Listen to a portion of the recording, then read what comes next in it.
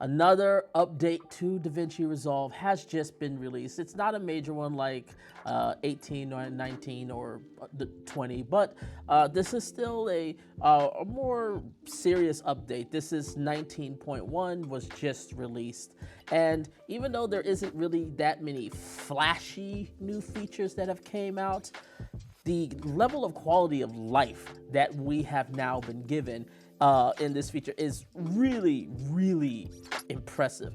Now, there's too much for me to go over, and I'm still kind of navigating through all the new changes that have came with 19.1. But instead, I want to just narrow it down to 5 features that I have been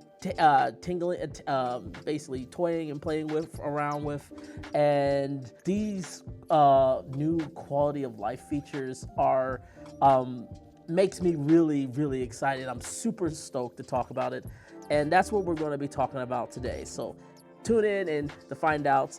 And I think for all of you guys who may just, especially if you're looking for quick turnarounds, things to just make your workflow easier, these 5 features are going to be massive improvements.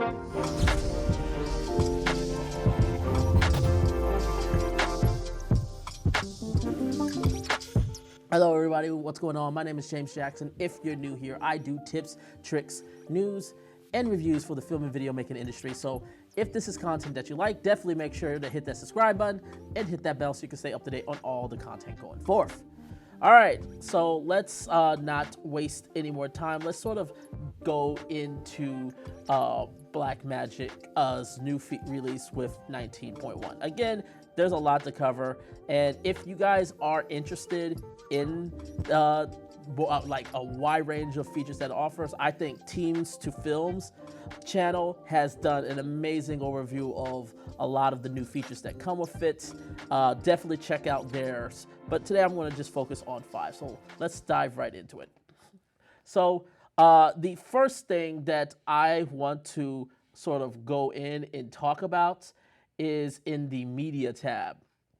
And I'm going to go down to my timelines bin. So here's like all right now on like my projects that I do for my vlogs. The new feature that has came out is that you can now export timelines, put stuff in the render queue, and you can use presets. So like right here, I got presets for my YouTube page. I've got some vertical content options. And then if I have like a major client, I use this preset. So what I can do now is I can go ahead and create a queue like this. And I'm just going to say, sure. And then I'm going to add this one. And let's just say this one is going to be this one's going to be a DNX upload. Let's just say these guys are going to be vertical content. So I'm going to use my 2K vertical delivery. And as you can see, as I go to my delivery page, all of them are right here, and I can go ahead. So like my YouTube page, so if this one's like my YouTube page, I can go to my YouTube settings and like I could still go in and put in my type in my titles. I can still go put my descriptions. I can still upload a thumbnail. I can create a thumbnail, export that. But what makes this so impressive and what makes this so amazing is the fact that if you're working in especially if you're working in their cloud collaboration, which I'm doing a lot more for a lot more of my larger jobs that I'm getting, I can basically just we can have somebody do I have my editor go ahead and do all the edits. And once they're done, I go in and do my grade. And if I need to batch a whole bunch of videos all at once, I can now do that right here.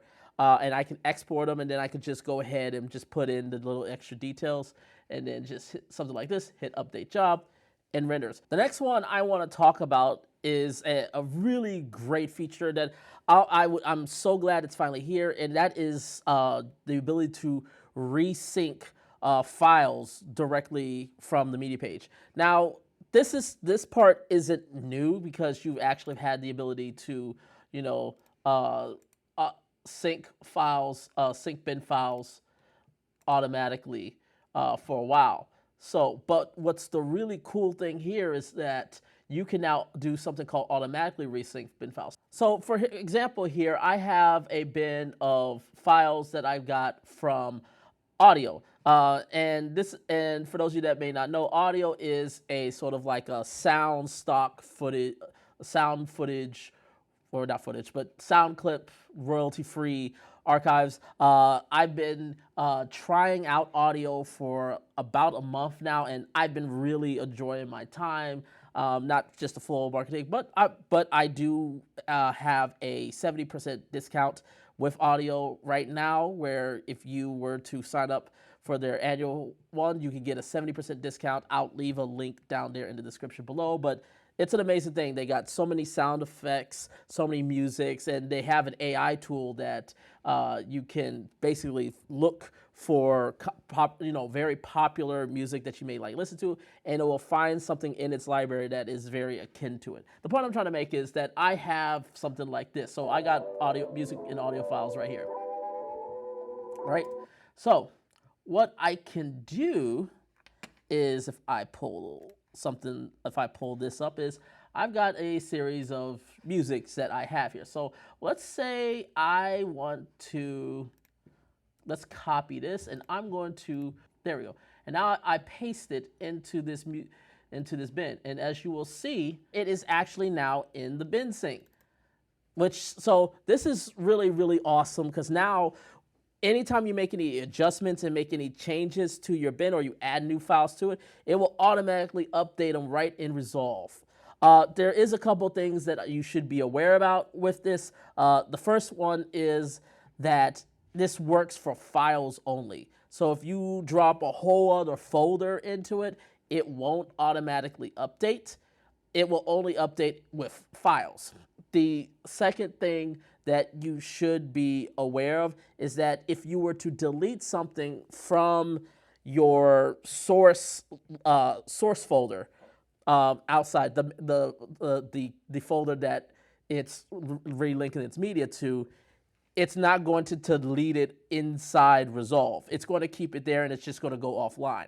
So this is just something to be aware of. But my God, this is awesome, because this means that I can, especially if I'm doing like collaborations through cloud services, I can basically, if I add something in there, it's automatically going to come right here into Davinci Resolve.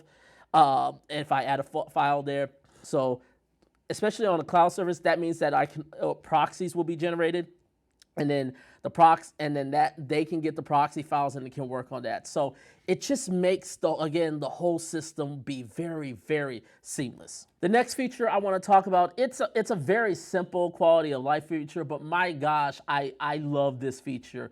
Now, before this feature happened, especially if you do vlogs and stuff, and you basically EQ your footage, your sound, like I do. So before if you wanted to do like an EQ to the track level, you would have to go, not here, you would have to go to the Fairlight page, and you would have to actually go here and basically open this up and then make the EQ changes. Like right now, I actually have a preset made for my lav mics that I have for my 32-bit float coming from my Rode Wireless Go. Now you don't have to go to the Fairlight page. If you go right up here, you'll see that there's FX, EQ, and DY, which is like your compressor and limiter. But if you click on EQ of track 1, there it is. And so now you don't even have to leave the edit page. You can do all of that right here. So now you can make all your, like a lot of the, I would say, basic changes. I can pull this up. You'll see that they have your dynamics, so your gates, compressor, and limiters. So if you want to play around with that, you could do that all around in the page. It's like Blackmagic is trying to make you avoid the enriched features of their audio page, even though it's there and it's amazing. But I do appreciate it, because it just keeps us not having to go from one tab to the other. It keeps the workflow going. Again, awesome. Little fix, but amazing. The next feature, the fourth feature I want to talk about, is involving the AI thing called Ducker. So, and this is a perfect one to sort of show off. So as you can see here, we got 2 people interviews, 2 people logged up, 2 people mics talking. Now, maybe I want to just add some music to it. So like right now, I went and I got, I think it was this one. It had a nice little smooth. So maybe I want to add this in. So add some music to it. So I'm going to go ahead and drop this. Before with the Ducker, if I was to click on this, you could only do it with one source. So for this music, before you could only do it with one source. Now, so I'll go ahead and go here. So that's one track. But now you can add a second one. And then you can add sort of the duck levels. Now, let's check this out.